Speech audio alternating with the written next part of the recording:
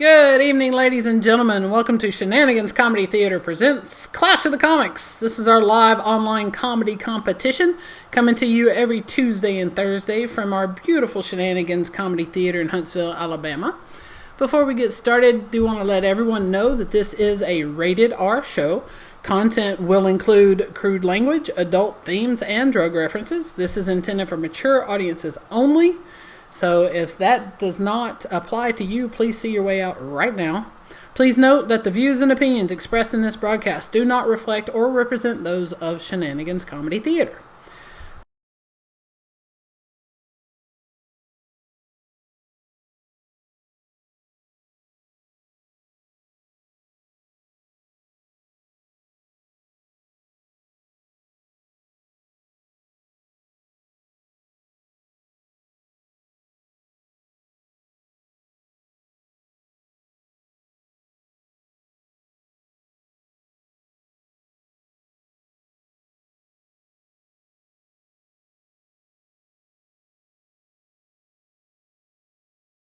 Audience, we're super glad that you're here tonight because you and you alone will determine the winner of tonight's show. So get ready to be judgmental AF. The person who wins tonight gets to move on to our finale show on Tuesday the 26th, at which time they will get to compete for a $100 cash prize. So you have a large responsibility, audience. With great power comes great responsibility. Hope you can take it. Anyway, I'm Kimberly Wilson. Appreciate you guys being here tonight. I will be hosting and emceeing this thing, and we're going to just go ahead and kick this off. We're going to go to Brooklyn, New York, and check in with Cher Landman. Hey, Cher, how's it going? Hey, Kim, I'm good. How are you? I'm fantastic. Thank you for asking. Do you have any questions, comments, or concerns before I start your time? No. I'm in the world of Zoom. All right. Well, your 5 minutes start now, Cher. Thank you. Thanks so much. Hey, how are y'all doing? I know I said y'all. I actually was born in Houston, Texas. I grew up being Jewish in Texas, which is a bit of a culture shock. And I know I don't look Jewish, thank God. But, you know, that's just the way, you know. People in Texas are so much nicer than they are in New York. Like, they'd always ask me, aren't y'all the people that killed Jesus? And I'd tell them, no, my family couldn't afford tickets. But they were always trying to, you know, convert me. And I remember I was in high school, and this girl invited me over to her house for what was supposed to be like a casual, wholesome group hang. And when I got there, it was just 12 people from her church and her mother sitting around in some doomsday preppers meets intervention semicircle. And they just started in on me. They're like, if you don't accept Jesus Christ as your Lord and Savior, you're going to hell. Like, really? They're like, that's right, sister. If you don't turn, you're gonna burn. Oh, dang. Jeez.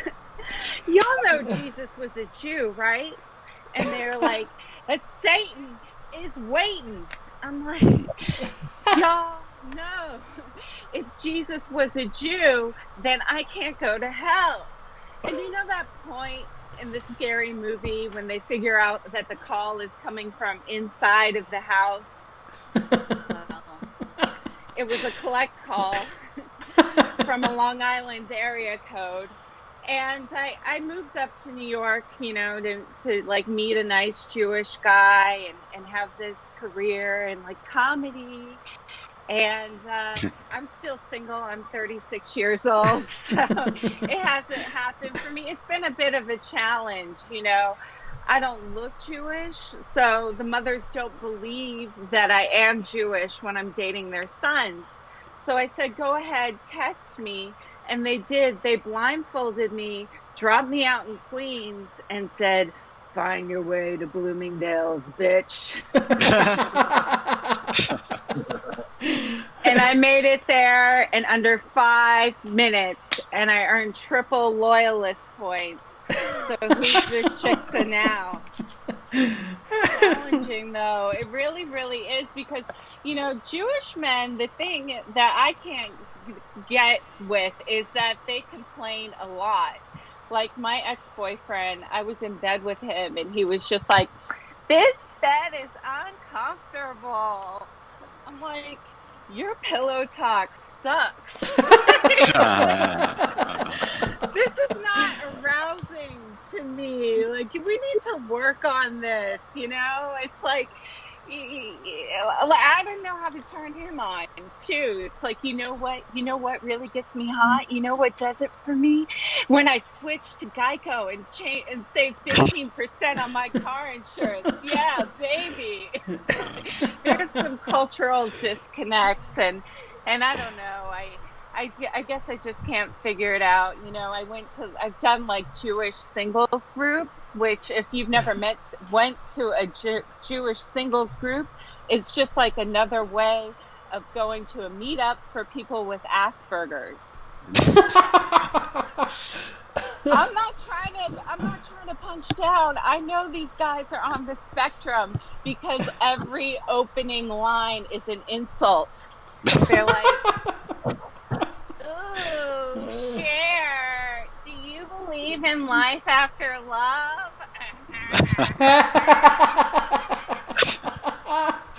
It's like, at this point, I just want to dead the conversation. What do you say to that? It's like, I mean, I guess it really depends. Do I get to keep the house? Then maybe I believe in it. Yeah, it's like, I don't know. Thanks. I'm getting the light, so I better wrap it up. I don't have any tattoos. I don't know if any of the people in the audience do. It's a very popular thing right now, and I don't have any tattoos for religious reasons. I just can't commit to a look for that long.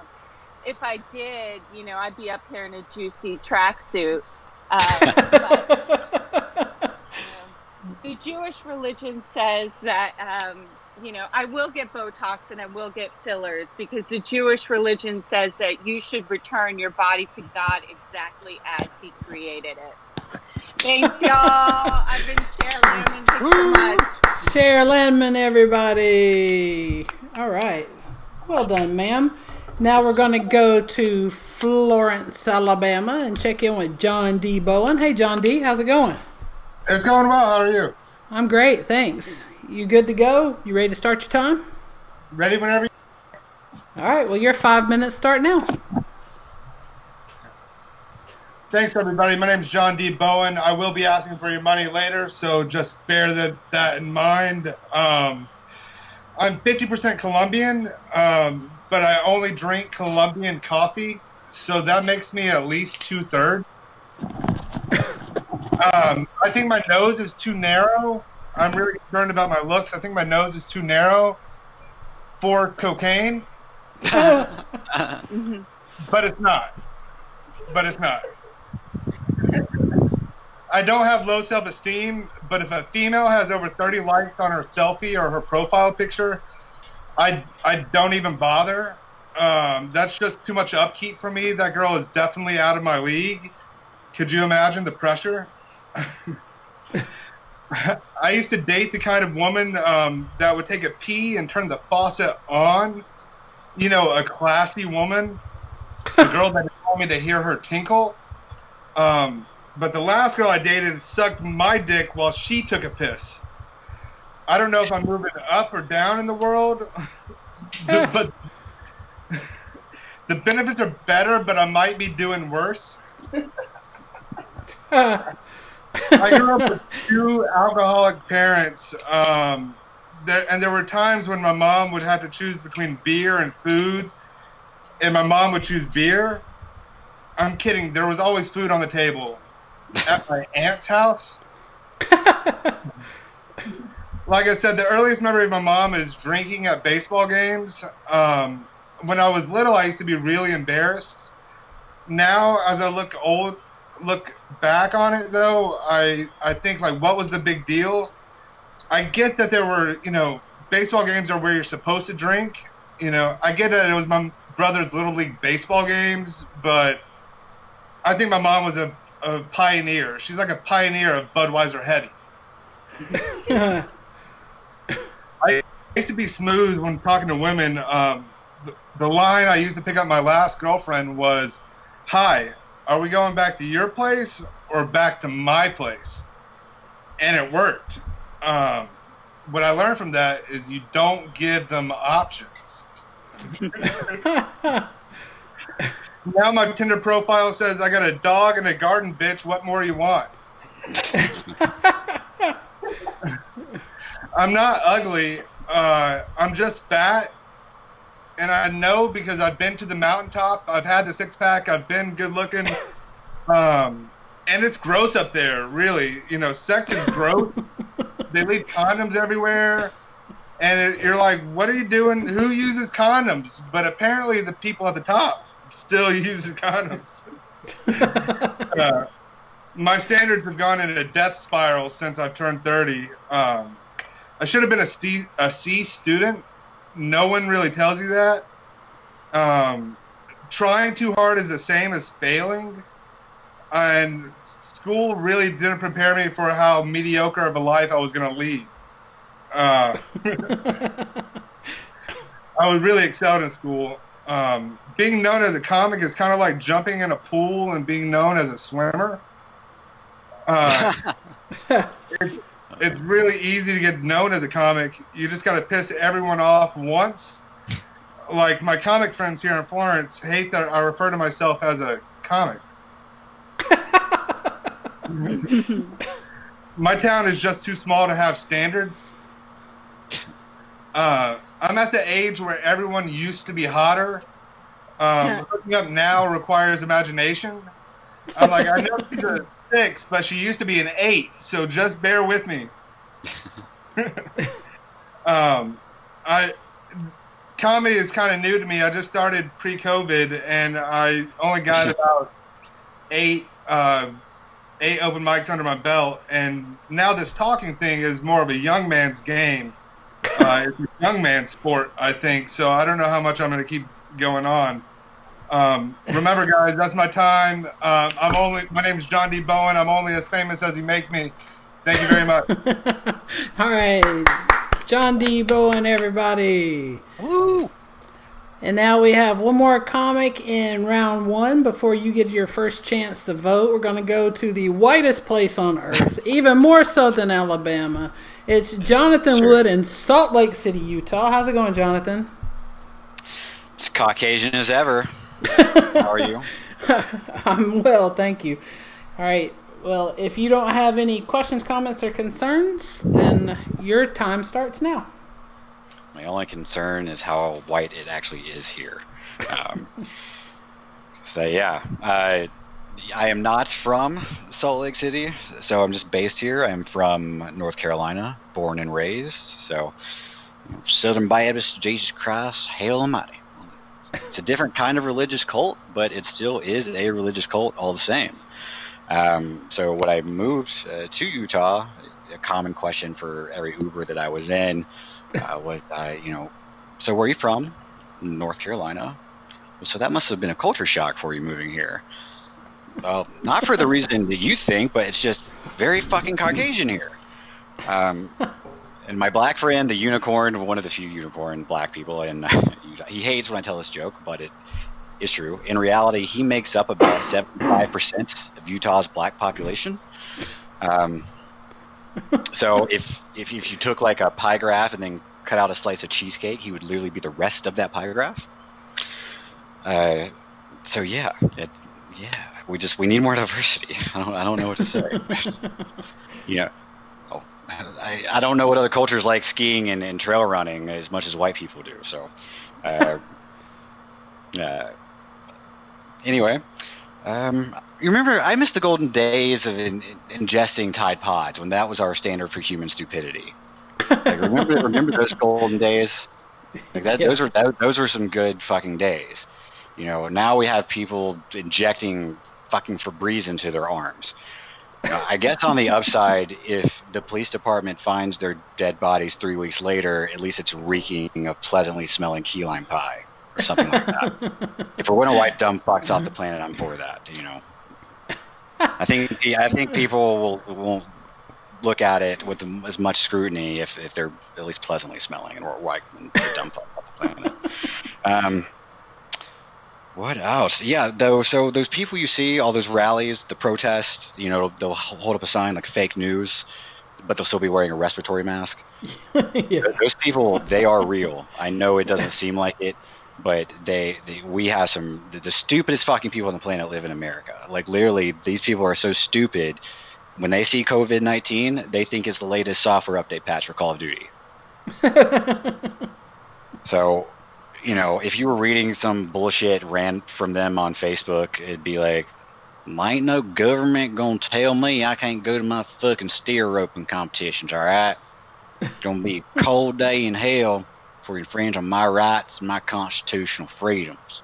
Tell me I can't go cattle roping, all right? There'll be a gun behind every blade of grass you can imagine. Here's the thing, Ricky Bobby. You can't take a rifle to a respiratory fight.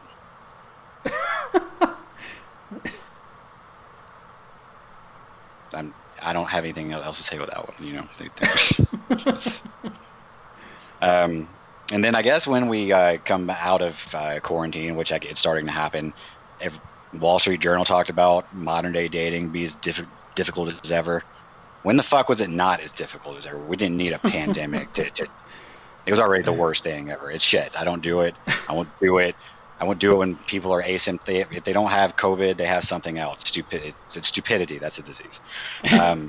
So then when you move to Utah, it gets a lot worse. You have to learn about a whole lot of other bullshit, like acronyms. Okay, LDS. We're the Mormon capital of the world. I don't know what it stands for, and you're not worth looking it up. Okay, so I'm just going to assume it's something positive. Okay, but ladies, we're already in a perpetual state of confusion. Okay, so then when we go on a dating app, and we just see you with cat ears, whiskers, and a dog nose, I don't know if I'm adopting a fucking pet or we're going on a date. I don't understand really what's transpiring. And then you throw acronyms into the fucking mix. I don't know what you're trying to do to me. But I go on a date anyway. It's got to be something positive. I'm not going to look it up. I go on the date. We have a good time. She invites me back to her place. I'm subtly, just unhooking the bra very slowly. She says, "No, I'm LDS, Mormon Latter-day Saints, Church of Latter-day Saints. I'm celibate." Oh, fuck, girl. I thought that meant like little dirty slut or something like that. There's only one thing that's going to change this woman's mind because they're all brainwashed. We're going to put them in a white padded room, prisoner war interrogation tactics, song on a loudspeaker. So I've got it. It's real quick. Frozen with more inspired lyrics. Let it go. Let it go. Joseph Smith's not alive anymore. Let it go. Let it go. Just open the brewery door. Here I stand in the Starbucks line. Let the coffee flow. I hated being celibate anyway. Thank you. Jonathan Wood, everybody. Okay, the time has come to vote, ladies and gentlemen. Now, if you will notice on the slide before you, there is a QR code, but I also recognize that if you only have one device, you can't both use the QR code and vote at the same time. So, that's why if you'll notice underneath the QR code, there is a URL that you can use. There is also a live link URL in the comments of this video, as well as in the description of this video. So it is now time to please go vote for your favorite from round 1, and you will get to see them again at the end. The 5-minute voting period starts now.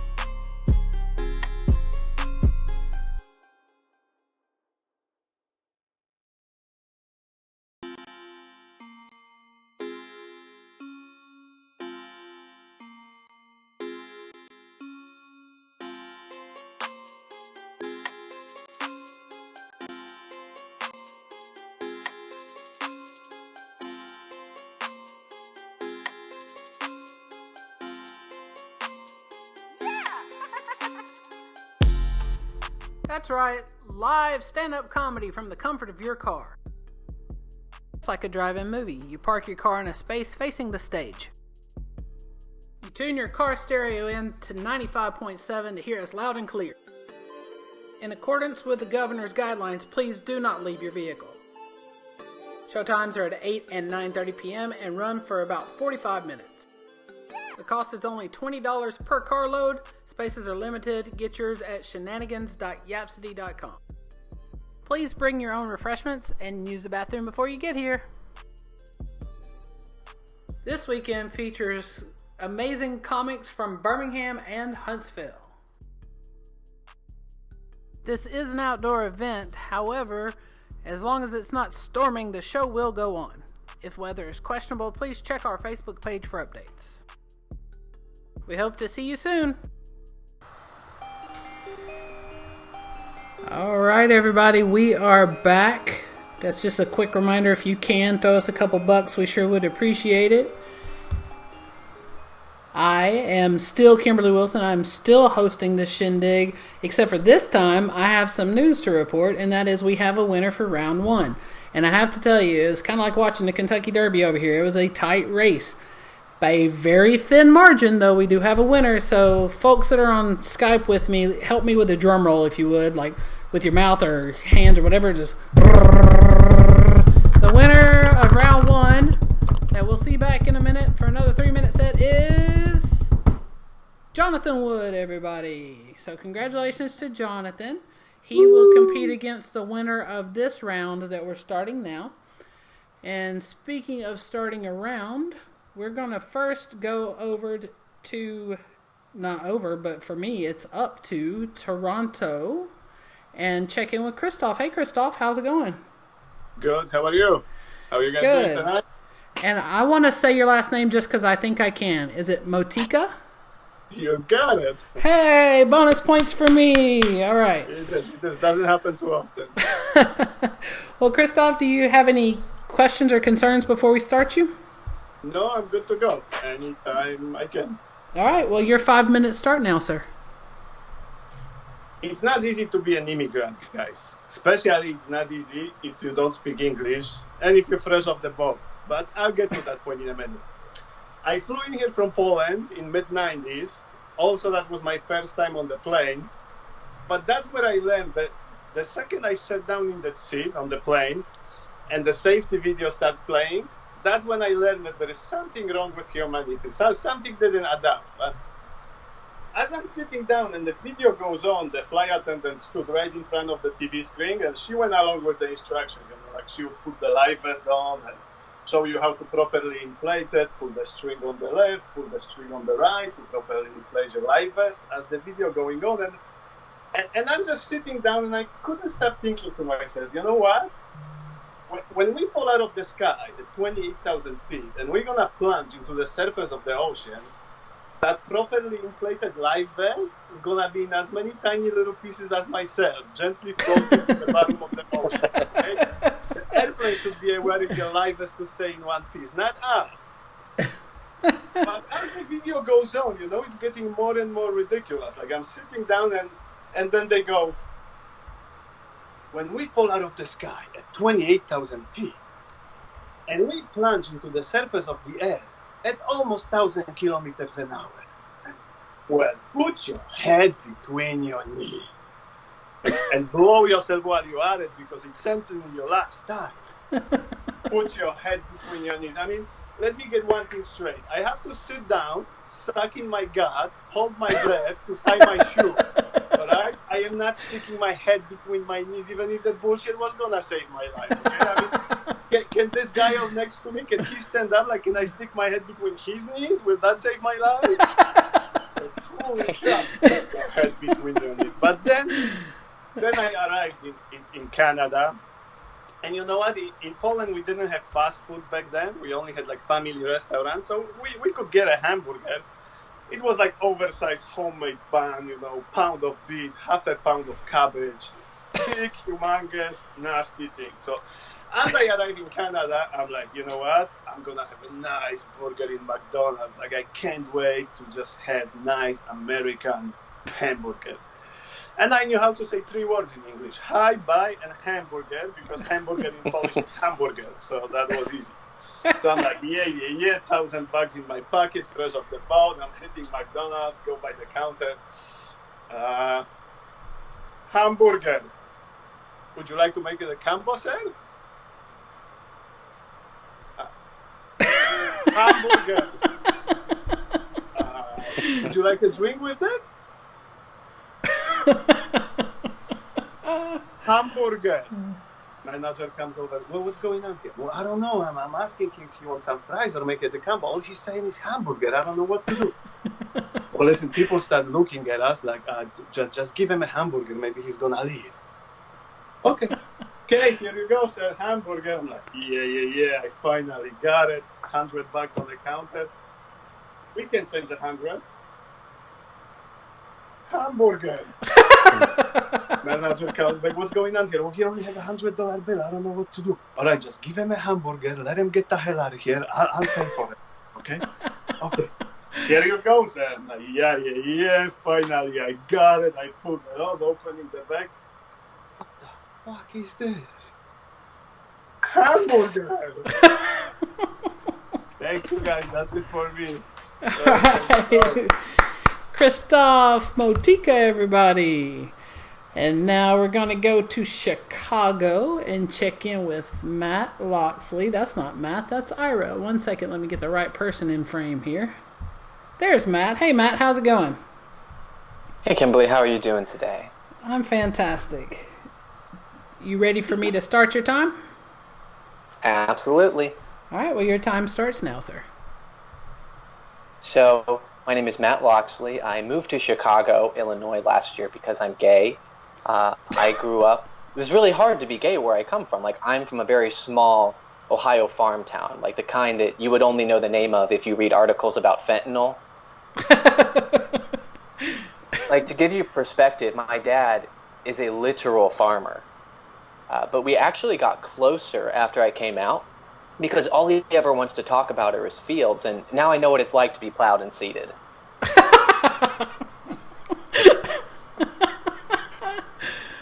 My friends back home were worried that moving to Chicago would make me mean because it's, I'm from a small town, we're all real nice, but I've found that Chicago is actually a very nice city. Last summer when I moved here, I was on the bus and a woman said, "Oh my God, I love your sandals." And I was like, "Thank you so much. I actually got them when I lived in the Middle East, and they were so helpful on the sand. You have no idea." And then she said, "Oh my God, I did not know they were a conversation starter." And that is the nicest way I have ever been told to go fuck myself.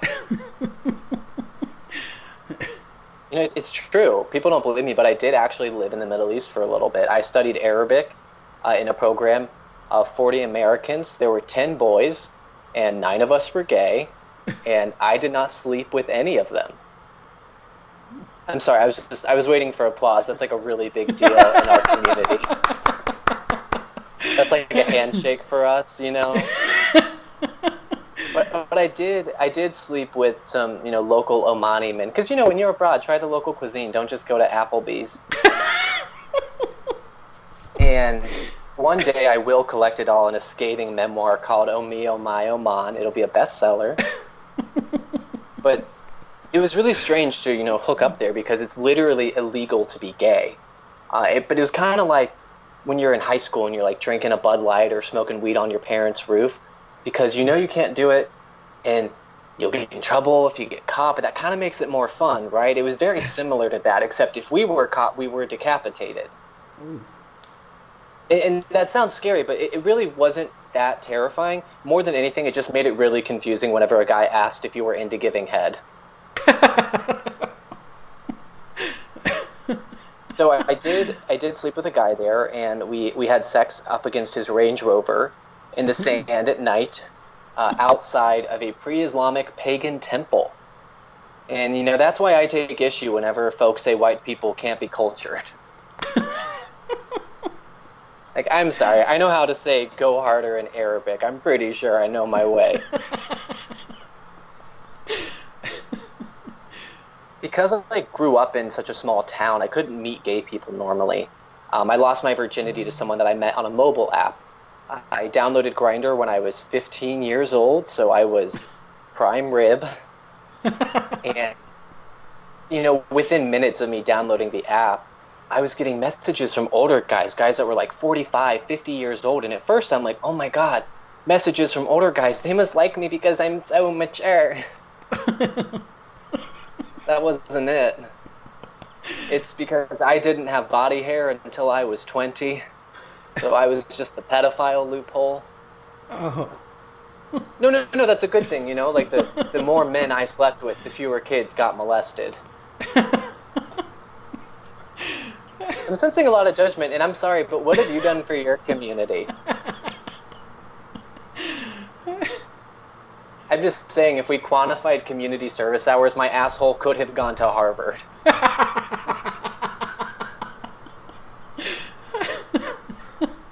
Finally met a man I wanted to sleep with on there, and for those that don't know gay sex, you start off as the bottom, and once you are 25 to 30, you become versatile and you flip, and once you are 35 or you make $70K a year, you become a top. It's evolution. And I was going to be the best bottom he has ever had. So, I shaved my ass, I did everything, and then I got this, loofah with an orange citrus scrub, and I just went at my hole. I'm like, I'm going to make this an orchard. And we're going at it, and he starts to eat me out, and he lifts his head up and says, "Are you into dirty talk?" And I've never had sex before, so I'm like, yeah. And then he says, "Your asshole tastes like oranges." Which to this date is the greatest compliment I have ever gotten in my life. Thanks, everybody. I've been Matt Loxley. Matt Loxley, everybody. And now for our final contestant of round 2, we go to, that's Krzystof. 1 second. That's the thing about switching gears in mid-broadcast, is I can't get them set up like I like. But there's Ira. Hi, Ira. How are you? Hey, I guess all white people look alike. Yeah, well, what can I say? Are you ready to go? I think, yeah, I'm ready to go. All right, well, your 5 minutes start now. All right. Great to be here. I sheltering in place in California right now, and I figured this would be a great opportunity to work on myself. So I started to figure I'd go on a diet. Found out the 2 most important things you can do to lose weight in a diet are to drink at least a half gallon of water every day and sleep at least 7 hours every night. Problem is, 58 years old, and at this age, can't do both. If I'm drinking that much water, getting up every hour. So now it's been 8 weeks. So far, I've lost about 100 hours of sleep. Now I'm trying. I figure this is a great time. I'll get rid of stuff. I'll declutter. Get rid of things I'm not using, like pants, or my old AOL discs. Hundreds of hours free internet online gone. No, I'm ready for this thing to end. At this point, when this is over, I just want to go somewhere, anywhere. At this point, when it's over, I'll take a cruise to Wuhan. Anything is fine. But until then, at least for now, I'd be happy even going to the gym. And the thing is, I don't even belong to a good gym. I belong to Planet Fitness. Yeah, a couple people laughing. For the rest of you, Planet Fitness is a gym for the people who eat at Denny's. Yeah, no, I mean that as a good thing. Like, I realize Denny's has become the Nickelback of diners. But look, everybody's welcome to Denny's. Doesn't matter if you're a Jew that looks like a Nazi. Everybody's welcome to Denny's. That's what I love. That's what I love about Planet Fitness. Everybody's welcome to Planet Fitness. Yeah, it's a no judgment gym. And I remember when I was just about to join, I went to check it out for myself. Walked past the trainers who were outside smoking. I went inside. I wanted to check out the workout regimen. These athletes. I spotted a woman on the treadmill. She was talking on the phone. Not moving her feet. No, just talking on the phone. I'm thinking, I can do this. Yeah, if you want to feel better about yourself, just walk into a Planet Fitness. Look, I've been divorced for 10 years now. I've tried online dating. I'm a realist. I know this is not an impulse buy. No, there are no women running around going, "Oh my God, Dr. Evil's accountant is so hot." No, that's not a thing. But Planet Fitness, I'm a 9. Yeah, when it's over, you're going to be setting goals for yourself thinking, "Hey, I want to go to the gym more often." Not work out, just go to the gym more often. Planet Fitness is the place for you. Yeah, they got candy at the front desk. Candy. Yeah, come on in. Welcome to Planet Fitness. Have some candy. You can go home now. Yeah, on Monday nights, you can look this up. On Monday nights, they serve pizza. Pizza! At the gym! Yeah, come on in. Welcome to Planet Fitness. Have a slice. Wow, that's 2 days in a row for you. You can go home now. They got Food Network on the TVs. Yeah, it's okay though. It's a no judgment gym. Yeah, it's a no judgment gym. So anything works. I love seeing people taking advantage of. I love watching working out with their socks and Crocs. Oh my God, nobody cares. But no, it's look my secret to my secret to losing weight while I'm there. The goal is if you're trying to lose weight, the secret is get your heart rate up, keep your heart rate up for a prolonged period of time. Now, my secret to getting my heart rate up while I'm on the ellipticals, I watch the news. Yeah, we're in a golden age. Yeah, every day something new. Our president's going down through national security advisors like their Defense of the Dark Arts instructor. Oh my God. Oh, this is so much fun. Thank you so much, Shenanigans. Thank you, Ira Summer, everybody. Okay, it is now time for you to be judgmental AF once again, folks. There is the round 2 voting information. QR code, URL underneath. I just popped the live link in the comments of the video as well. So the 5-minute voting period for round 2 starts now.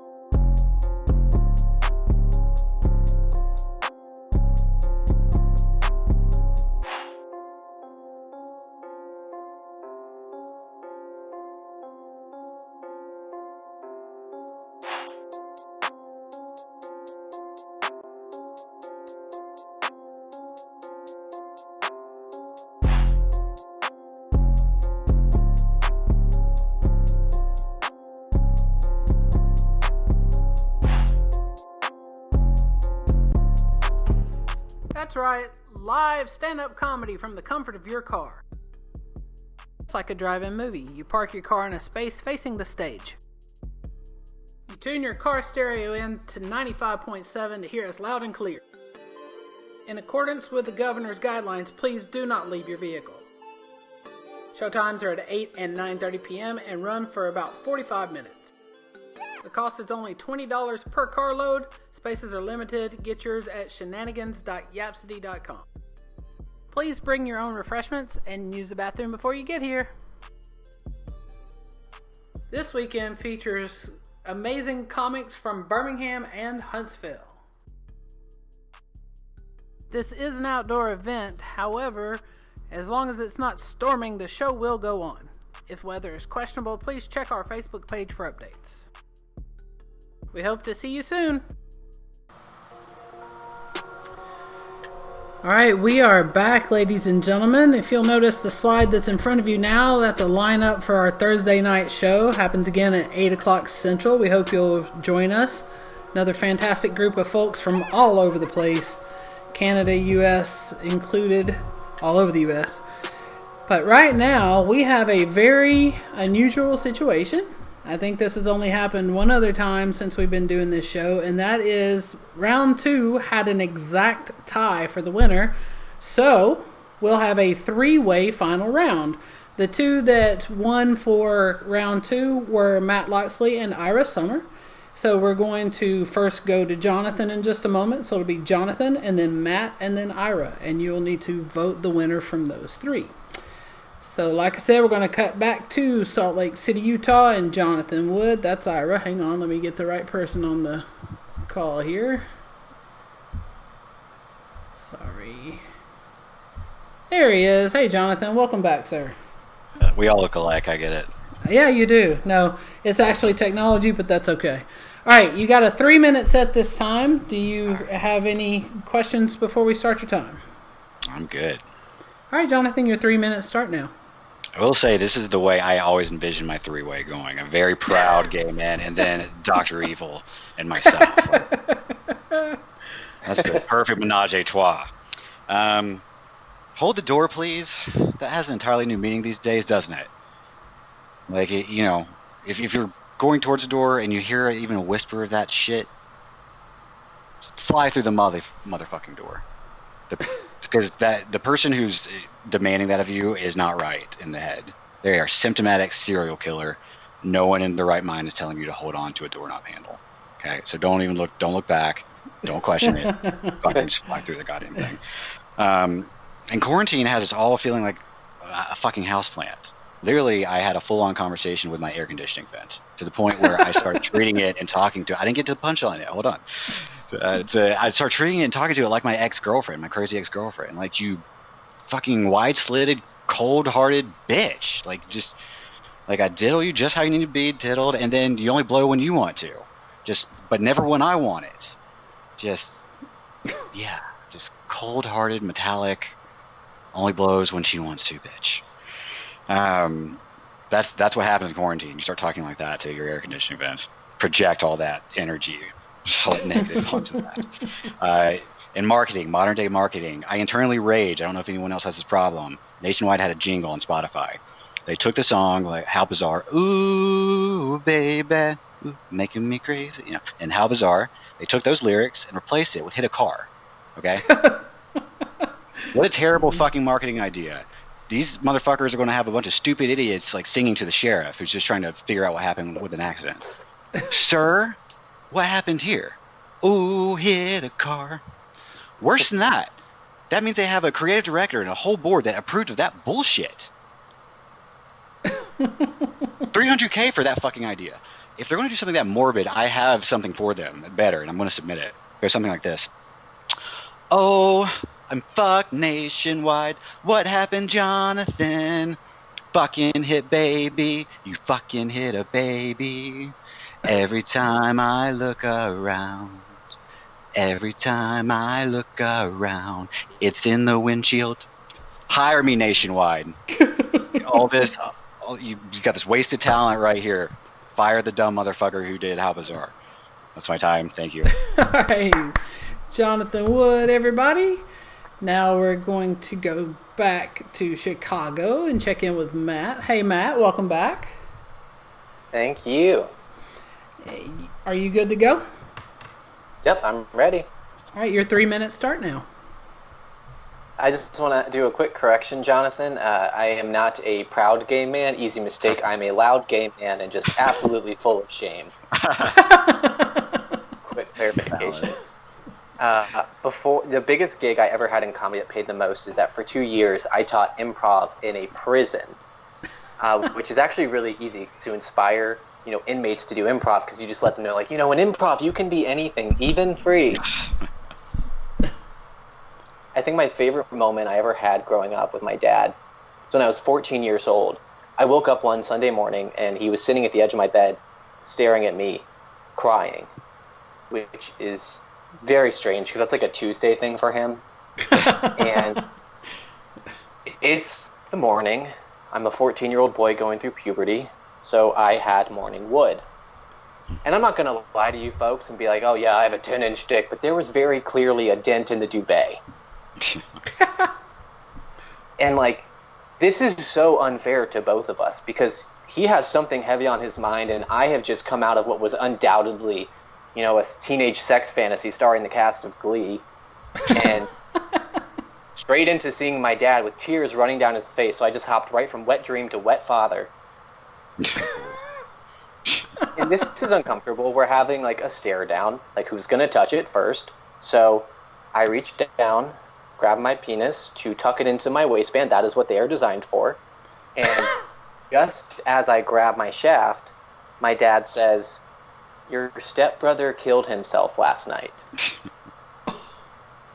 And I don't know if any of y'all have ever had your penis in your hand when you learned about a suicide, but it's a downer.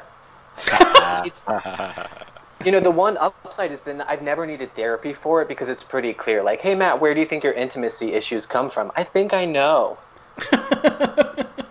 Like, I'm so sorry, baby, but, when I was 14, I had a really bad boner. There's nothing we can do about it, but I'm not going to come unless you threaten to kill yourself. Oh, dang. Which is actually really easy because I date an artist.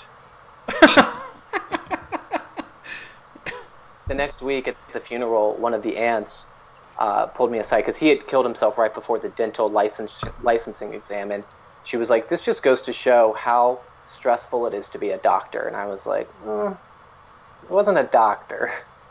I'm just saying, don't be a park ranger asking for a military discount. All right, thanks everybody. Matt Loxley. And now our final finalist. We're going to go back to Oakland and check in with Ira. Hello again, Ira. Welcome back, sir. Oh, glad to be back. All right, you ready for your time to start? Let's do this. All right, your 3 minutes start now. All right. Well, look, hey, I'm a divorced father of 2 grown sons. Although, to be completely honest, anybody who's raised boys knows that the term grown sons is an oxymoron. But it doesn't matter. It doesn't matter how old your kids are. They do something special, you're proud. So I want to let everybody know, yesterday, my younger son, Eric, answered the phone when I called. Oh, my God. So proud. Yeah, he's 29. He's going to have such a good future in tech. Anyway, look, raising my kids here in California, very different than the way I grew up in New Jersey. One example, I thought it was okay for my kids to be happy. That was not a thing for me growing up. I was raised in a traditional Jewish home. Now, a lot of people think being Jewish is about controlling the world's banks. But in my family, Judaism was primarily an eating disorder. Now, look, if you're sad, you're supposed to eat a brisket sandwich. It's in Leviticus someplace. If you're happy, you're supposed to carry a brisket sandwich with you because something's about to go wrong. And that's it. That's all my parents knew about raising kids, which was okay back in the 60s. Because back in the 60s, if you didn't know anything about raising kids, what you did was you had as many kids as you possibly could, as fast as you can. And you tried stuff out on the first few to see how badly you screwed them up, and then moved on to the next few.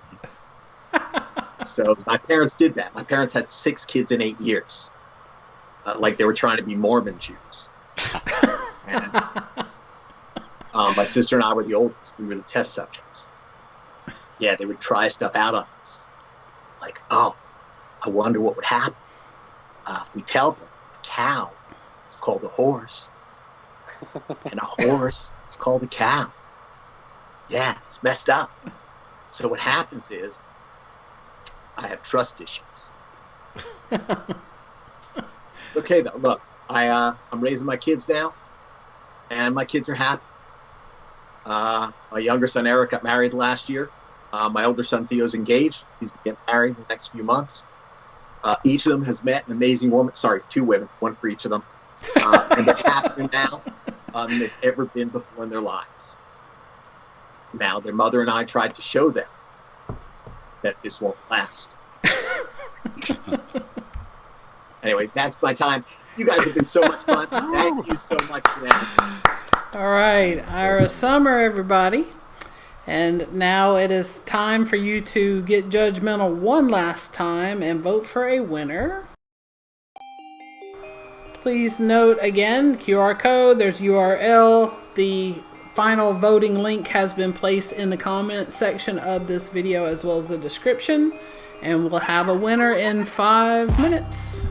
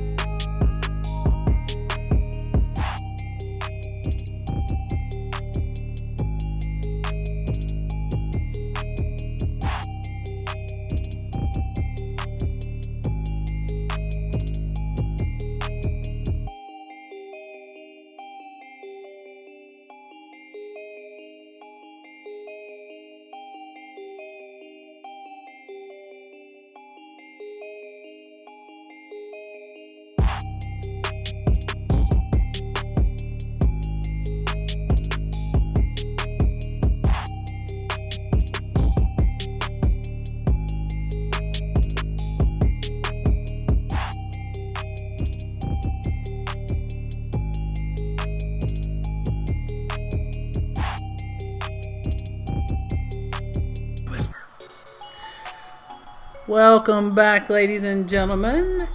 There before you on that beautiful blue slide is our Shenanigans Comedy Theater t-shirts for sale for only $15 plus shipping. And if you'd like to support our theater and be fashion forward, please go to shenaniganshsv.square.site and take advantage of that. And one last time, just a little reminder that we are a nonprofit, so if you have a couple of bucks to throw our way, we would appreciate your help very much. Now, with all of that being said, it's time for the big reveal. We have a winner. And the winner is, let's get us the drum roll going, gentlemen, on the mic. Drum roll, please. The winner coming back to compete for a $100 cash prize on the 26th is Matt Loxley, everybody. Let's cut back over to Matt. There's Matt. Congratulations, sir. Thank you so much. We had an all-white lineup, so we went with the closest to diversity that we could. Well, that's a very interesting point, Matt. We'll go there. Thank you so much. Thank you, everybody, for tuning in. This was so much fun. Well, I enjoyed everyone's sets tonight, and I appreciate you guys for watching.